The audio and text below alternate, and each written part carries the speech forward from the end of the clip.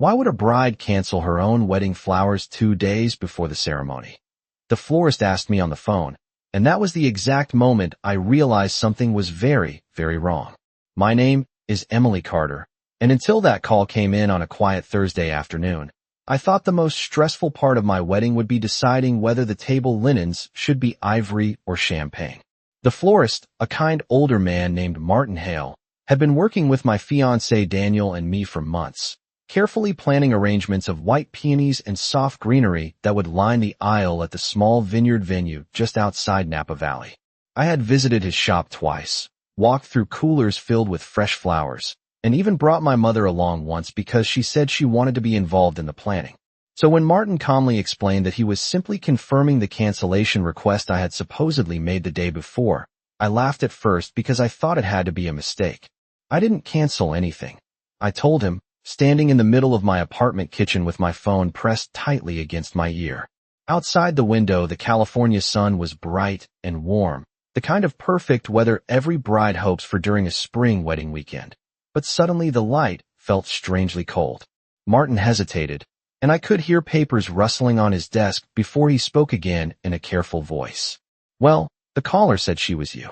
Same name, same wedding date. She told us to stop the order and said the plans had changed. I felt a slow knot forming in my stomach. Weddings involve dozens of moving parts, dozens of small decisions, and sometimes vendors do mix things up. Maybe another bride had called. Maybe someone wrote down the wrong last name. That was the explanation I wanted to believe, because the alternative made no sense at all. I thanked him, told him I would check my emails, and promised to call him back within the hour. After I hung up, I opened my laptop and started searching through every message from the past week.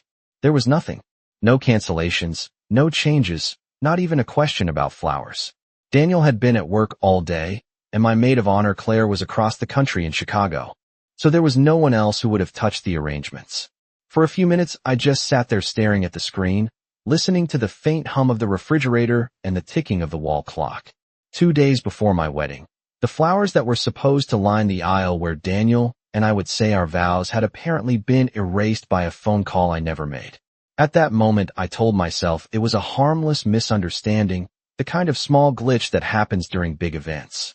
I had no idea that the florist's call was only the first crack in something much larger, something that had been quietly unfolding behind my back for weeks, and that the person responsible was someone who had smiled at me during every dress fitting and told everyone how proud she was to watch her daughter walk down the aisle.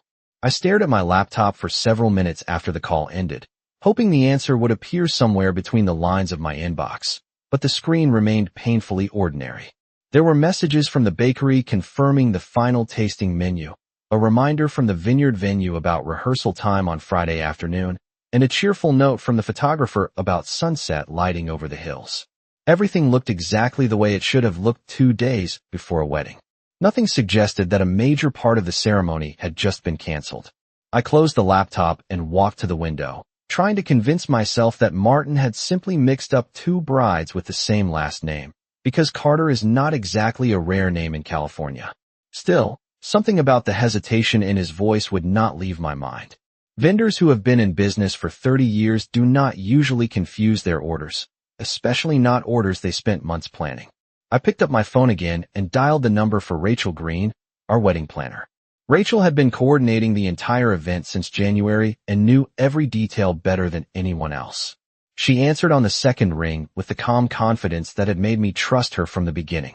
When I explained what the florist had told me, there was a short silence on the line, just long enough for my stomach to tighten again. Rachel finally said that she had not received any cancellation notice, but she promised to check the vendor log and call Martin herself. Her tone remained professional, but I could hear the faint shift in her voice, the careful way people speak when they sense something unusual but have not yet figured out what it is. I thanked her and set the phone down on the kitchen counter, trying to focus on normal tasks like packing the small overnight bag I would bring to the hotel the night before the ceremony. The bag had been sitting open on my bed all morning, half filled with things my maid of honor insisted I would need: comfortable shoes for the reception, a small emergency kit with safety pins and makeup wipes, and the handwritten vows I had folded neatly inside a white envelope. I picked up the envelope and read the first line again, imagining the moment when Daniel would be standing 10 feet away under the wooden arbor at the vineyard, sunlight falling across the rows of grapevines behind him. That image had carried me through months of planning, long evenings comparing budgets and guest lists, and even the occasional disagreement about seating arrangements. It was supposed to be the moment everything finally felt simple. My phone vibrated on the counter before I could finish repacking the bag. The screen showed the name of another vendor, the bakery that had been preparing our 3-tier vanilla bean cake with fresh berries. For a second I considered letting the call go to voicemail, but a quiet instinct told me to answer. The baker introduced herself politely and asked if I had a moment to confirm the new design changes I requested earlier that morning. I felt the same cold knot return to my stomach as I slowly asked her what changes she was talking about, because once again she explained that someone claiming to be me had called the shop and asked them to simplify the order, remove the decorative sugar flowers, and reduce the size of the cake since, according to the caller, the wedding would now have far fewer guests. I stood perfectly still in the middle of the kitchen as she spoke, listening to every word with a growing sense that the florist's phone call had not been a harmless mistake after all. Someone had been contacting the people responsible for my wedding and changing plans that I had spent months building, and whoever it was knew enough details to sound convincing. By the time I ended that second call, the quiet apartment around me no longer felt peaceful. It felt like the calm surface of a lake, hiding something moving slowly underneath. I remained standing in the kitchen long after the bakery call ended, holding my phone in my hand, as if it might explain something if I stared at it long enough. 2 vendors had now told me the same strange story. Someone had called pretending to be me, changing details that I had carefully finalized weeks ago. The first reaction that came to mind was confusion, but beneath that confusion something heavier was slowly forming, a quiet feeling that this was not random at all. I walked back to the table and opened my laptop again, this time not to check my email, but to review the entire vendor list Rachel had created for the wedding. There were more than a dozen names on the spreadsheet. Florist, bakery, catering company, music coordinator, photographer, transportation service. Each one represented months of planning and dozens of conversations. If 2 of them had received strange phone calls, it was possible that others had too. Before I could decide what to do next, my phone vibrated again against the countertop. The screen displayed a number I recognized immediately. It belonged to the DJ we had hired for the reception, a cheerful man named Kevin who had spent nearly an hour with Daniel and me discussing the playlist for the evening. I answered the call slowly, already feeling the tension building in my chest before he even spoke. Kevin greeted me politely and then asked if I had time to clarify something about the updated schedule he had received that morning. I asked him what he meant, and he explained that a woman had called earlier claiming to be speaking on my behalf. According to the caller, the reception would now be much smaller and the dance portion of the evening should be shortened. Kevin said he thought it sounded unusual, because the original plan included nearly 3 hours of music and a full dance floor. I felt the air leave my lungs for a moment as I listened to him describe the conversation. 3 vendors now. 3 separate phone calls. 3 changes that I had never requested. I asked Kevin if the caller had identified herself by name, and he hesitated before answering carefully. He said the woman introduced herself as my mother and explained that she was helping coordinate the final details because I was too busy to manage everything myself. For a few seconds I did not respond at all. I simply stood there in the quiet apartment, hearing the distant sound of traffic outside the window while Kevin waited politely on the line. My mother, Linda Carter, had been involved in parts of the wedding planning since the beginning. She attended one of the dress fittings and had joined me during a visit to the florist months earlier. She had smiled warmly during those appointments and told everyone how proud she was to see her daughter preparing for marriage. Nothing about her behavior during those visits suggested that she would suddenly begin changing major details behind my back. Yet the words Kevin had just spoken were clear and specific. The caller had said she was my mother. When the conversation finally ended, I placed the phone on the counter again and leaned against the kitchen table, trying to process what I had just heard. If Linda had truly contacted the vendors, then this situation was no longer a simple misunderstanding. It meant someone very close to me had been quietly reshaping my wedding plans without telling me, and I had no idea why. I did not call my mother right away. For a long moment, I simply stood in the quiet apartment, letting the information settle slowly in my mind. Outside the window, a delivery truck rolled past, and somewhere down the street a dog barked. Ordinary sounds that suddenly felt distant and unreal. My wedding was less than 48 hours away, and instead of reviewing seating charts or confirming hotel reservations, I was trying to understand why 3 different vendors believed my mother was making changes on my behalf. I walked back to the table and sat down, opening the spreadsheet Rachel had created with every vendor contact listed in neat columns. My eyes moved slowly down the list. Florist, bakery, DJ, catering, transportation, photographer. The pattern was starting to form in a way that made my stomach feel tight. Each vendor who had contacted me mentioned the same explanation. A woman claiming to represent me. A woman who said she was helping because the bride was overwhelmed. A woman who introduced herself as Linda Carter. I rested my hands on the edge of the table and tried to remember every conversation I had shared with my mother during the past few months. At the beginning, she had seemed genuinely excited. She helped me choose between 2 shades of ivory for the table linens. She offered suggestions about music for the ceremony. When Daniel and I visited the vineyard venue for the first time, she walked through the rows of grapevines smiling and telling everyone how beautiful the setting would be in spring. Nothing in those moments suggested hidden frustration or resentment.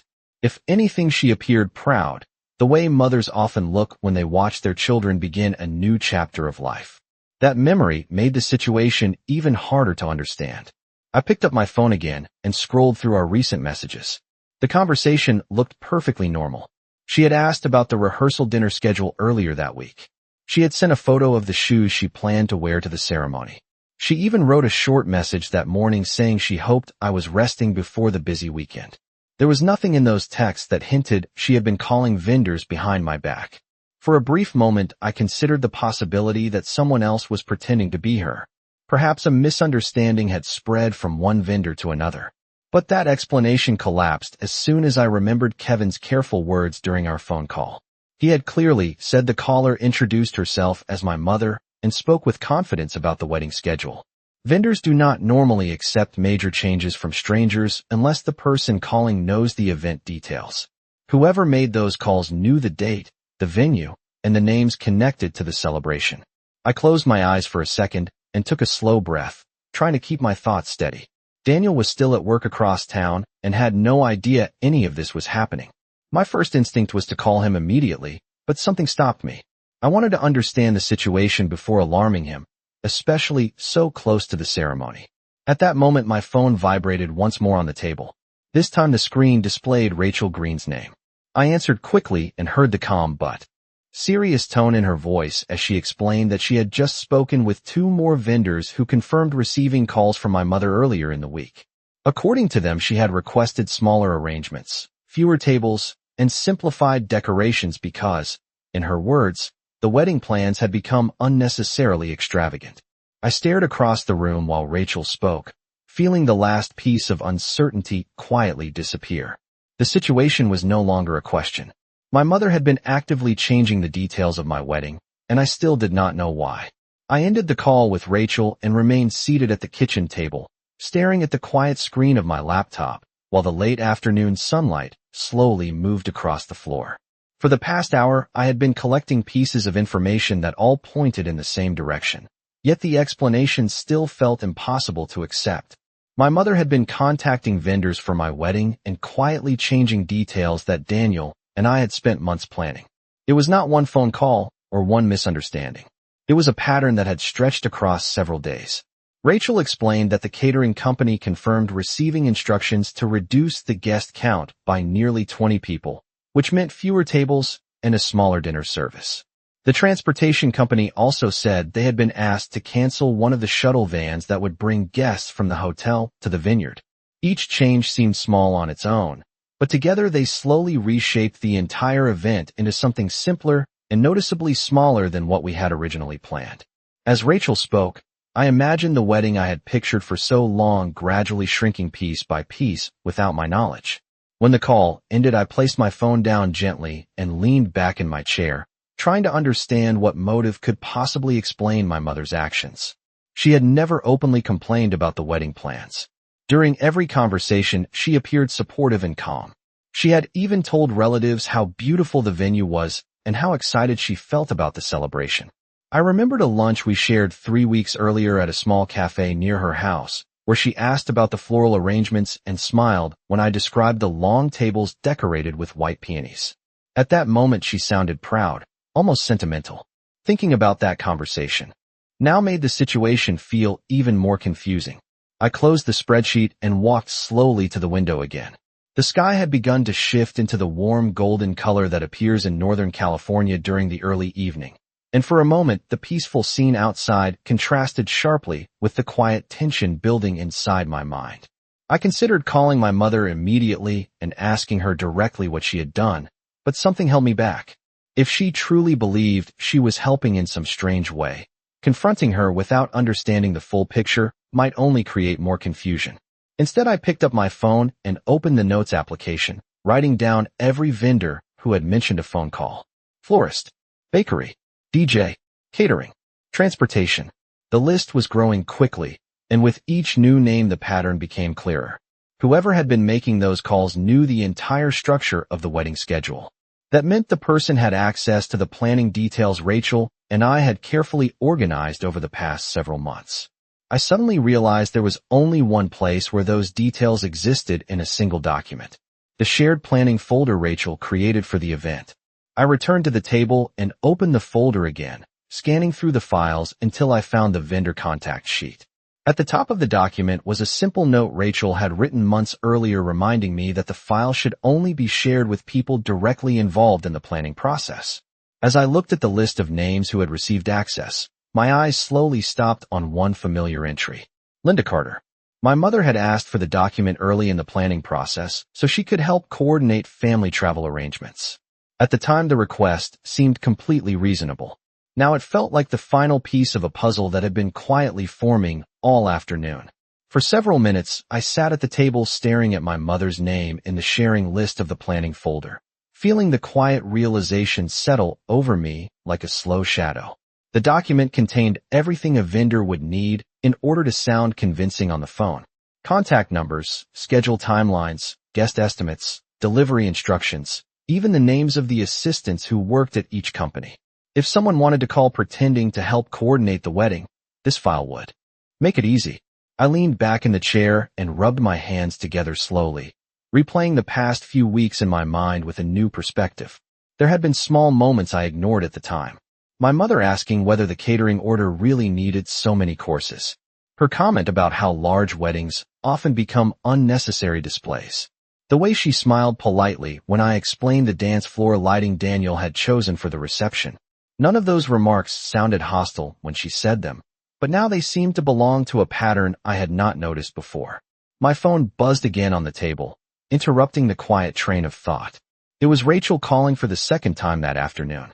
When I answered, her voice carried the calm steadiness she always used during stressful situations, but there was a seriousness behind it that made me sit up straight.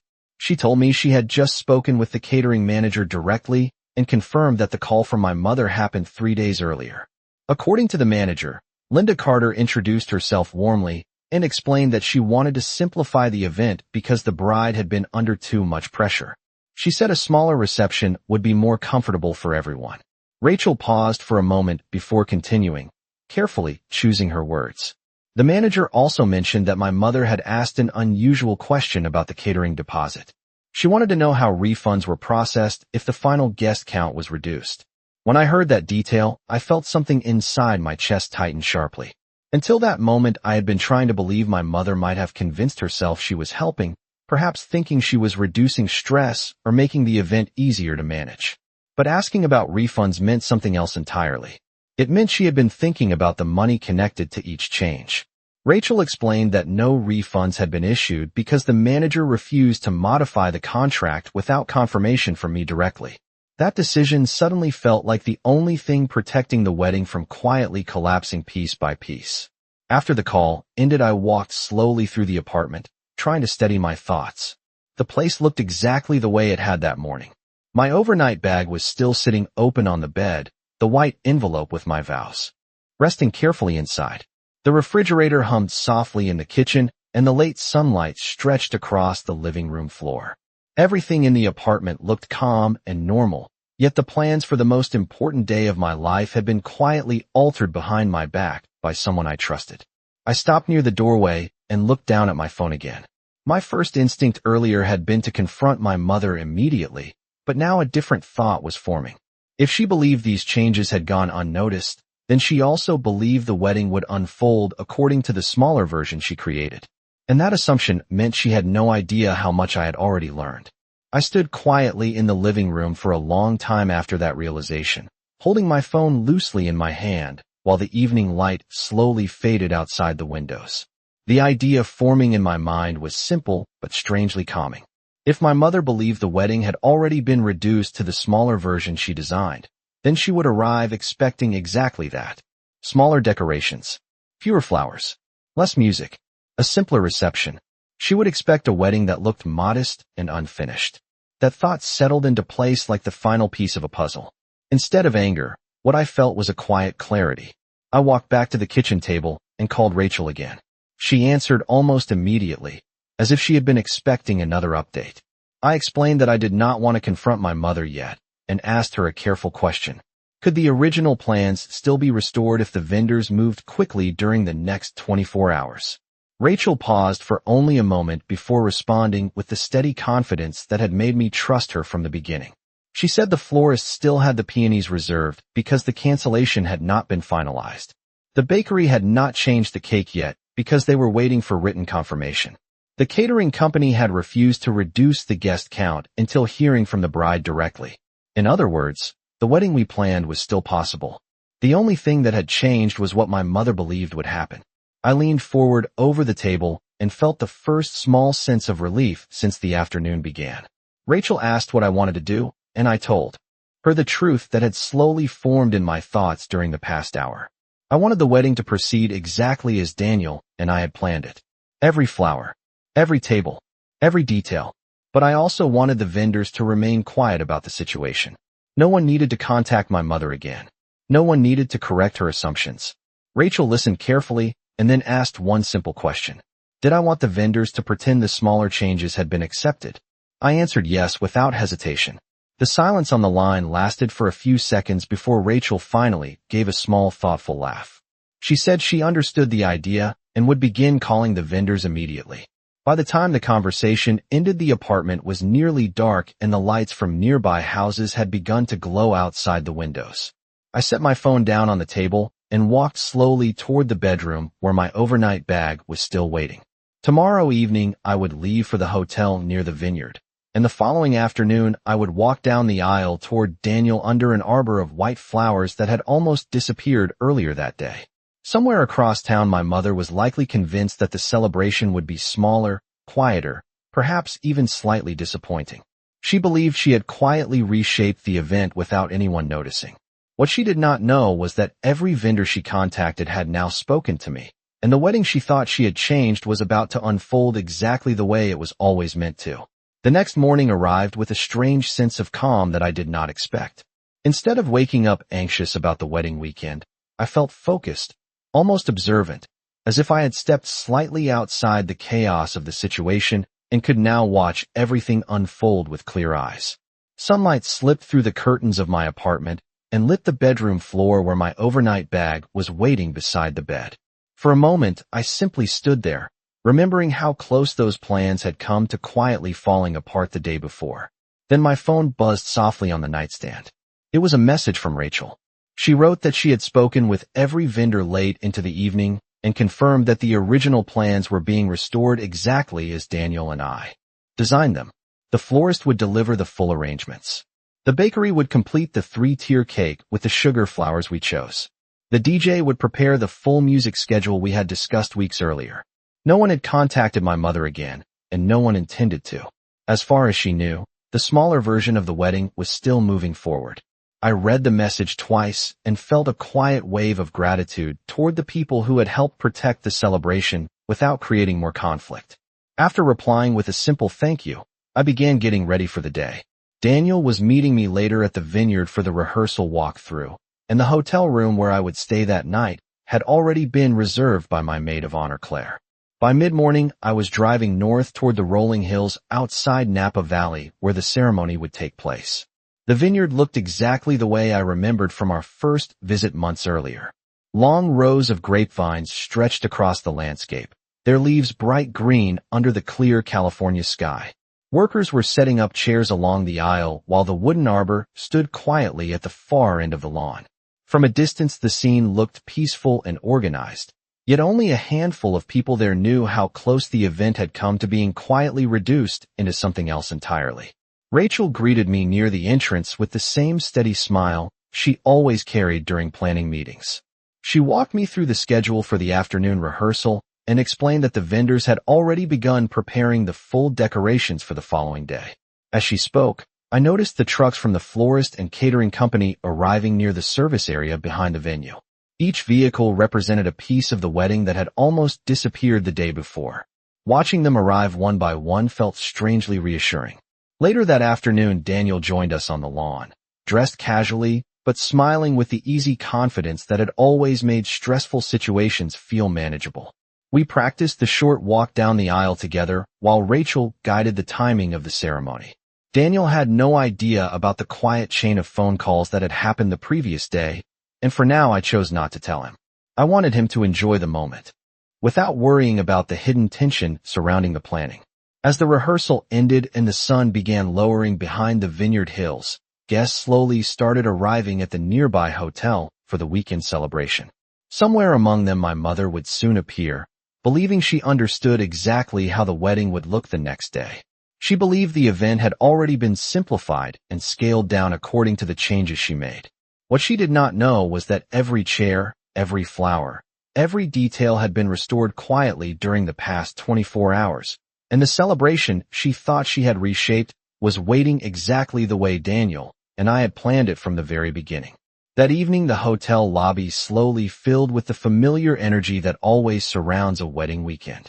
Guests arrived in small groups carrying overnight bags and garment covers, greeting each other with warm smiles and quiet excitement about the ceremony the next day.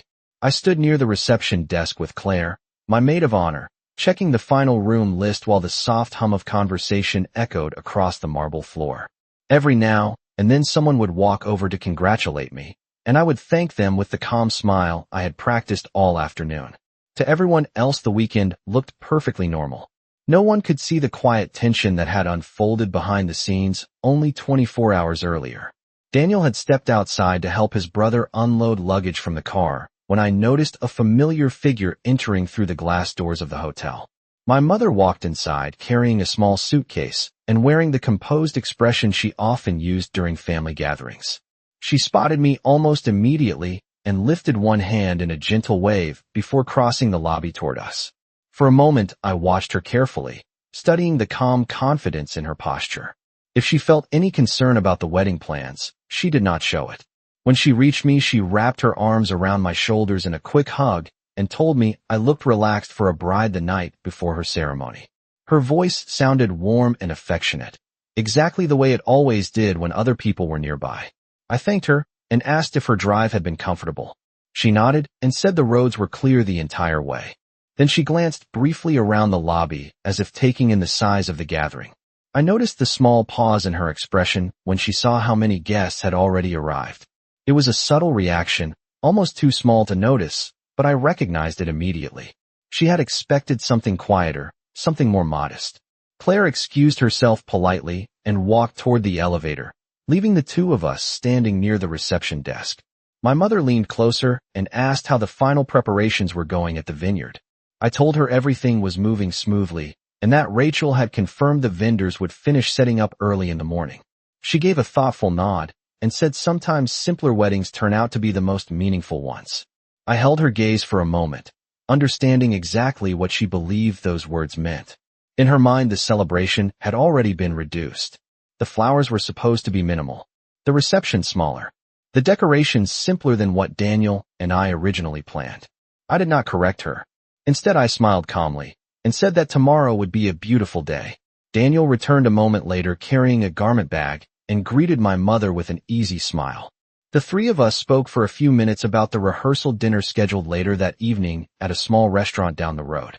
Everything about the conversation sounded polite and ordinary. Yet beneath the calm surface I could feel the quiet anticipation building.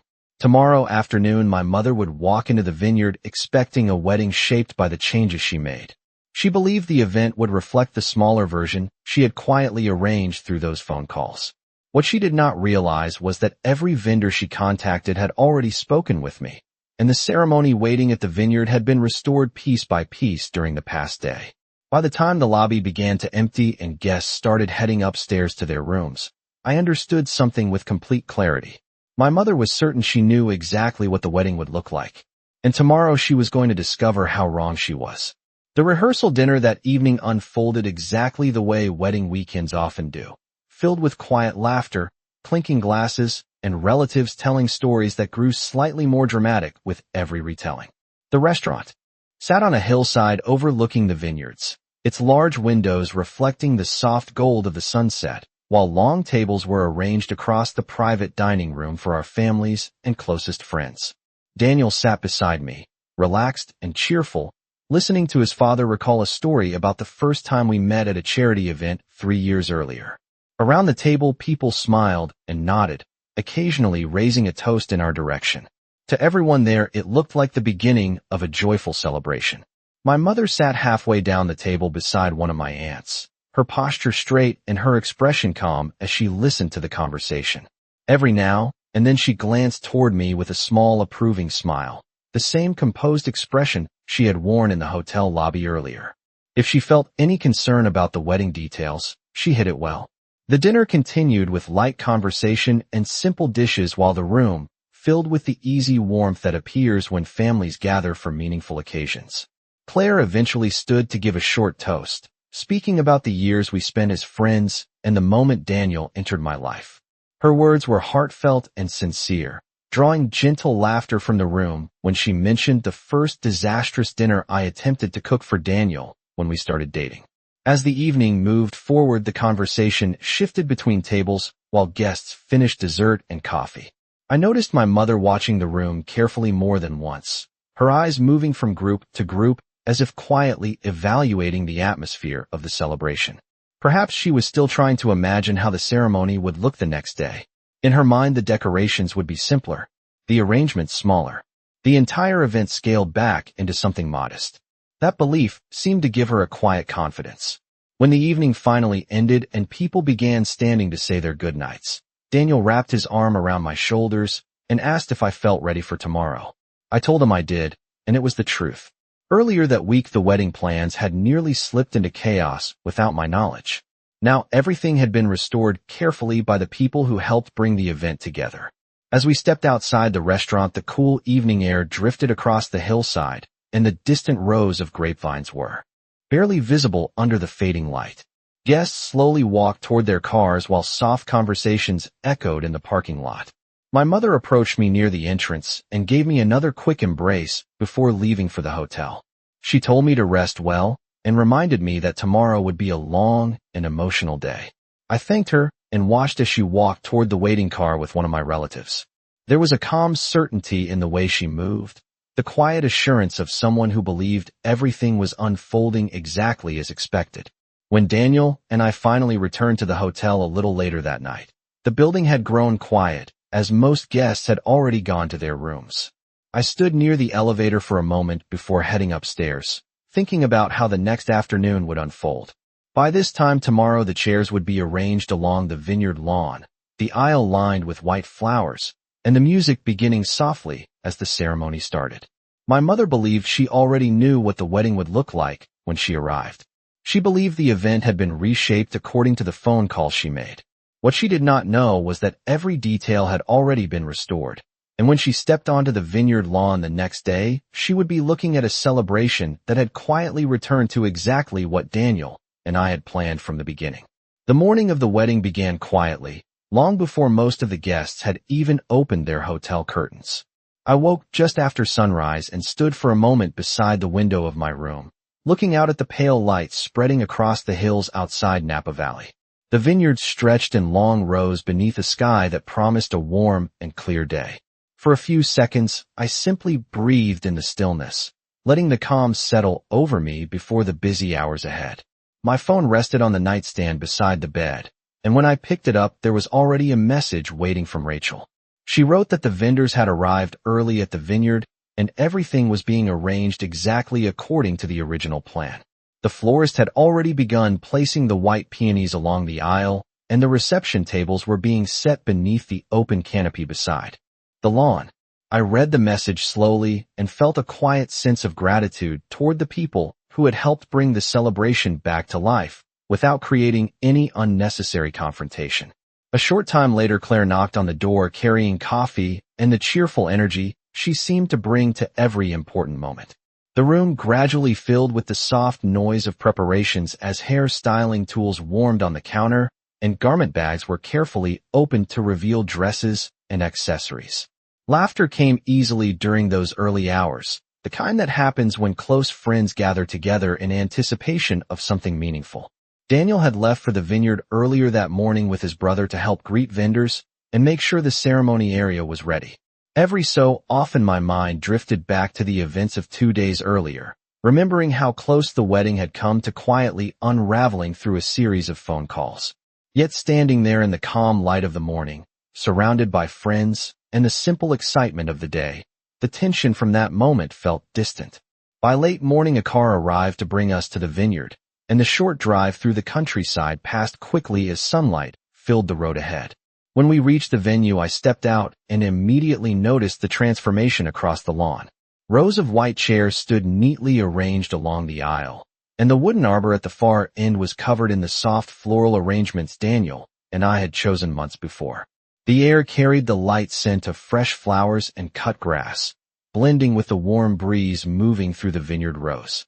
Guests began arriving shortly after noon, walking slowly along the gravel path toward the ceremony area, while soft music drifted through the speakers being tested nearby. I remained inside the small preparation room near the entrance for a while, listening to the distant sound of conversation outside. Then Claire peeked through the window and quietly told me that my mother had just arrived. She had walked up the path with several relatives and paused briefly near the lawn to look across the decorations. Claire said nothing else, but the small smile on her face told me everything I needed to know. My mother had expected a modest gathering shaped by the changes she believed were already in place.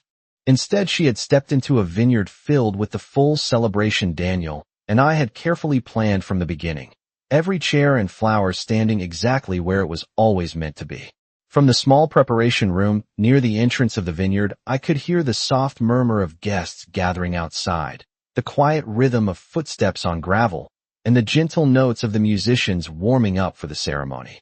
Claire adjusted the final details of my dress, while sunlight streamed through the open window, carrying the scent of fresh flowers drifting across the lawn. Everything around me felt calm and carefully arranged, exactly the way Daniel and I had imagined during the long months of planning. After a few minutes, Rachel stepped into the room with the composed smile she always wore when an event was unfolding smoothly. She quietly explained that most of the guests had taken their seats and the ceremony would begin shortly. Then she added one small detail in a tone that sounded almost amused. My mother had spent several minutes standing near the back of the lawn earlier, slowly looking across the rows of chairs, the full floral arrangements, and the decorated reception tables visible beyond the ceremony area. According to Rachel, she had asked one of the staff members whether additional decorations had been added overnight because the setup looked larger than she expected. The staff member simply smiled and told her the arrangements were exactly what the bride and groom had ordered months ago. When Rachel finished explaining this, she gave me a quiet nod and stepped outside again to guide the final preparations. A few moments later, the music for the ceremony began softly, signaling that it was time for the processional to start. I took one slow breath before walking toward the entrance path where the aisle stretched across the lawn. The bright afternoon light reflected off the white flowers lining each row, and beyond the arbor at the far end I could see Daniel waiting with the calm, steady smile that had carried us through every challenge leading to this moment.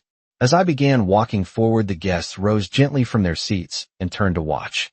Somewhere along the right side of the aisle, my mother sat among relatives, her posture perfectly composed, yet noticeably still as she looked across the celebration unfolding around her.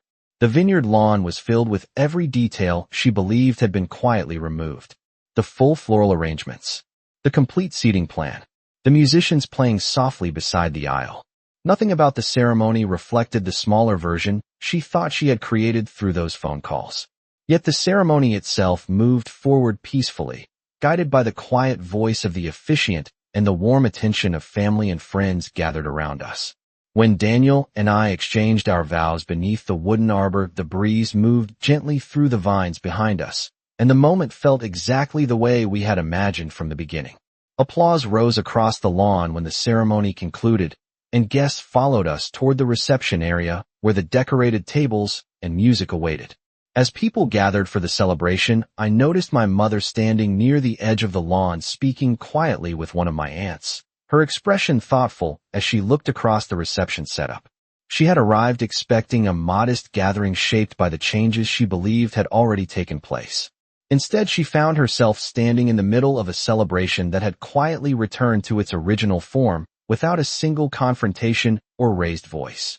The reception slowly came alive as the afternoon lights softened across the vineyard, and the music shifted into a gentle rhythm that carried through the rows of tables set along the lawn. Guests moved easily between conversations, glasses raised in quiet toasts while the scent of fresh flowers and warm food drifted through the open air. Daniel and I stood near the center of the reception area greeting relatives and friends who had traveled from across the country to celebrate with us.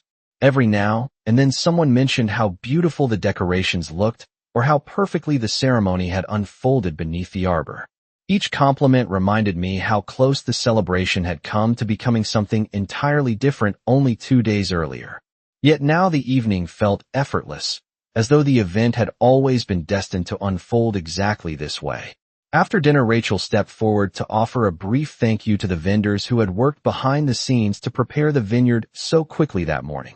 Her voice carried calmly across the reception as she spoke about the teamwork required to create a celebration like this one.